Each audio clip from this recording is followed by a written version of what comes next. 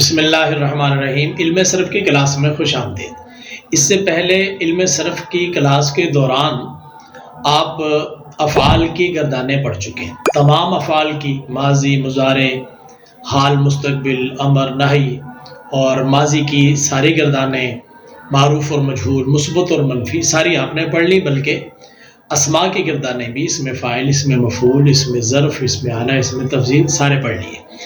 اس سے آگے اب ایک گردان ہے جس کو صرف صغیر کہتے ہیں، وہ میں نے آپ کو پڑھانی ہے، لیکن اس سے پہلے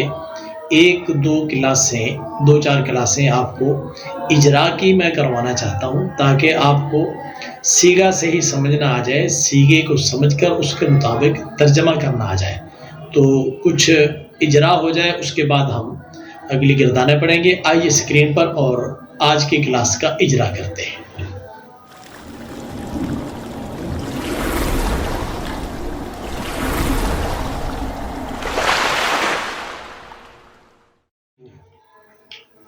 اس کو ذرا اور کھول کر دیکھ لیتے ہیں۔ فَقُلْ نَضْرِبُوهُ، یہ سورہ بقرہ کی آیت نمبر 73 میں ہے، اور وہ آیت آپ کو یہاں پر یہ دکھائی بھی دے رہی ہے، اس میں سے ہم نے یہ لفظ اضربوہ کو نکال لیا۔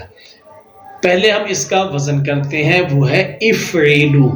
چونکہ ضاد، را اور با حروف اصلیہ ہیں، اس لیے وہی حروف اصلیہ ہے، اور فاعل نام کے ذریعے ان کا ہم وزن کر لیتے ہیں۔ صیغہ ہے جمع مذکر حاضر، فعل امر حاضر معروف، اور ترجمہ اس کا ہوگا مارو تم سب مرد۔ تو اب قرآن پاک کی آیت کے اندر یہ لفظ آیا ہے، آیت کے اندر کس طریقے سے آیا، اصل اوریجنل لفظ کیا تھا، اس کو آپ نے بڑے غور سے سمجھنا ہے۔ یہ اضربوہ، یہ آگے جو ہو ضمیر ہے، ابھی اس کو ہٹا دیں، ابھی فی الحال ہمارے سیغے کے حساب سے ہو کا کوئی ہمارا کام نہیں ہے، ہم نے یہ اضربوہ کو رکھ لیا۔ اب قرآن پاک کے اندر دیکھیے، اس کے شروع میں آیا ہے فَقُلْنَا، شروع میں فَقُلْنَا ہے، اور آگے ہے اضربوہ بروزن افعلوا، یہ گردان آپ نے کی ہوئی ہے، اضرب، اضربا، اضربو، اضربی، اضربا، اضربنا۔ جب اس کے شروع میں فَقُلْنَا لگا، تو قلنا لگنے کے بعد یہ دیکھیے، یہ درمیان میں جو حمزہ ہے، یہ حمزہ وصلی مکسور ہے۔ آپ کو یاد ہوگا جب ہم نے امر بنایا تھا، تو امر بناتے ہوئے علامت مضارع گرانے کے بعد حمزہ وصلی مکسور لگایا تھا، یہ وہی حمزہ وصلی مکسور ہے، اور اس حمزہ وصلی کا مطلب یہ ہوتا ہے کہ شروع میں تو یہ حمزہ رہے گا، لیکن اگر پیچھے کوئی اور لفظ آ کر اس کے ساتھ جڑ گیا تو یہ درمیان سے نکل جائے گا، تو یہ جو حمزہ ہے، اس کے نیچے جو زیر ہے، اس کو گرا دیا جائے گا۔ حمزہ کو عبارت کے اندر تو رکھیں گے، لیکن پڑھنے میں یہ نہیں آئے گا، تو ہم نے یہ حمزہ کی زیر کو گرا دیا۔ جب حمزہ کی زیر کو گرا دیا، تو اب دیکھیے فَقُلْنَا، آگے نا کے آگے الف، پھر آگے یہ ایک الف، اور آگے ضاد۔ تو یہاں پر آ کر یہ جو نا ہے، یہ جا کر ٹچ ہوگا ضاد ساکن کے ساتھ۔ جب ضاد ساکن کے ساتھ جا کر ٹچ ہوگا، درمیان میں فَقُلْنَا کا الف بھی نہیں پڑھا جائے گا، اور اگلا الف جو کہ پہلے حمزہ وصلی مکسور تھا اور ہم نے اس کے حرکت کو زیر کو گرایا ہے، وہ بھی نہیں پڑھا جائے گا۔ تو درمیان میں یہ دو جو الف ہیں وہ نہیں پڑھے جائیں گے، بلکہ یہ نون جو ہے یہ ڈائریکٹ جا کر ضاد کے ساتھ لگے گا اور پڑھا جائے گا فَقُلْ نَضْرِبُوهُ، یہ فَقُلْ نَضْرِبُوهُ۔ تو اب یہ آپ کو پورا سمجھ آ گیا کہ اصل میں اضربو یہ والا صیغہ ہے، جس کا ترجمہ ہے مارو تم سب مرد۔ قرآن پاک میں ایک اور مقام پر بھی یہ لفظ استعمال ہوا ہے، دیکھیے وَضْرِبُوهُنَّ۔ تو یہ جو وَضْرِبُوهُنَّ ہے نا قرآن پاک میں آپ کو اس کا الگ سے صیغہ نکال کر بھی بتاتا ہوں کہ یہ الگ سے صیغہ کیا ہے، اور پھر عبارت کے اندر اس کی فٹنگ کس طرح ہوئی ہے۔ تو یہ جو وَضْرِبُوهُنَّ ہے نا، یوں ہے اضربوهن۔ اب اضربوهن بروزن افعلوا، جب اس کا وزن افعلوا آیا تو صیغہ ہوگا جمع مذکر حاضر، فعل امر حاضر معروف، اور ترجمہ مارو تم سب مرد۔ اب اس جو صیغہ ہے اضربوہن، اس کے اندر یہ جو ہنہ ضمیر ہے یہ ضمیر ہے، ہمارا ابھی اس ضمیر سے کوئی سروکار نہیں ہے، ہم صرف صیغے پہچاننا چاہتے ہیں، لہٰذا اس ہنہ کو ابھی فی الحال عارضی طور پر ہم نے ہٹا دیا۔ یہ رہ گیا اضربوا بروزن افعلوا۔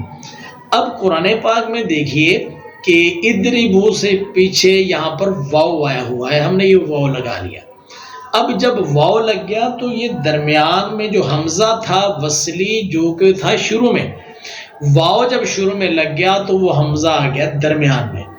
تو حمزہ وصلی کا مطلب یہی ہوتا ہے کہ جب درمیانے کلام میں آتا ہے تو گرتا ہے، تو حمزہ کی اس حرکت کو ہم نے گرا دیا۔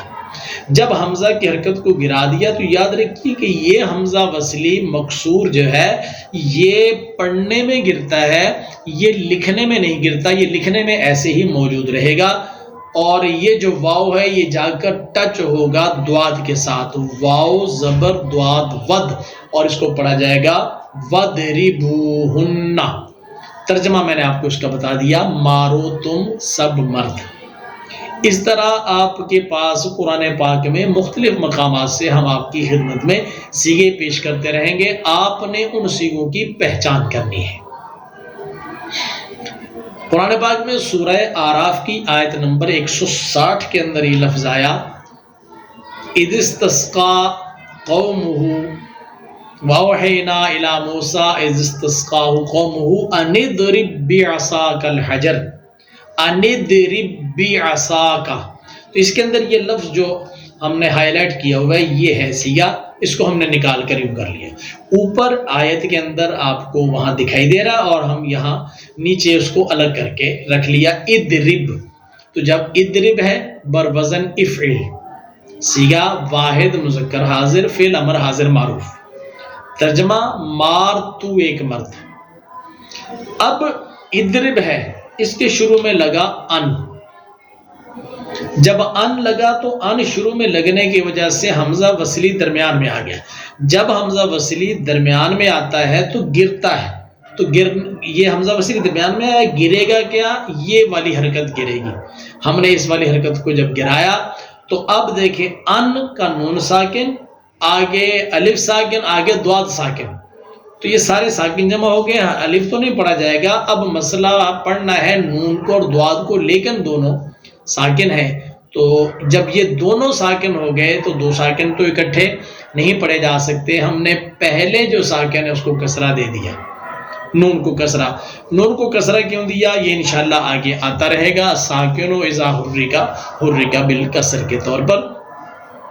اب جب نون کے نیچے زیر لگا دی تو اس نون کو ہم نے دواد کے ساتھ ملا کر پڑھا، تو پڑھا گیا اندرب، اندرب۔ تو یہ قرآن پاک کی آیت کے اندر یہ لفظ ہے اندرب۔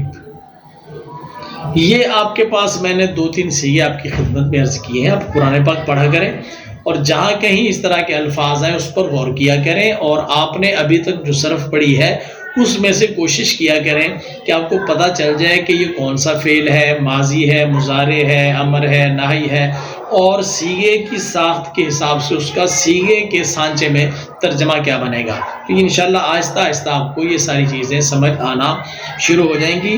یہ ہماری اجرا کی 1-2 کلاسیں چلیں گی، آج کی کلاس ہم یہیں پر اختتام پذیر کرتے ہیں، اور آپ اس سبق کو اچھے طریقے سے یاد کر لیجئے، اور میں آتا ہوں آپ کی خدمت میں دوبارہ ایک اور ویڈیو لے کر، وہ بھی اجرا سے متعلق ہی ہوگی۔ تب تک کے لیے مجھے اجازت دیں، اللہ حافظ، السلام علیکم ورحمۃ اللہ۔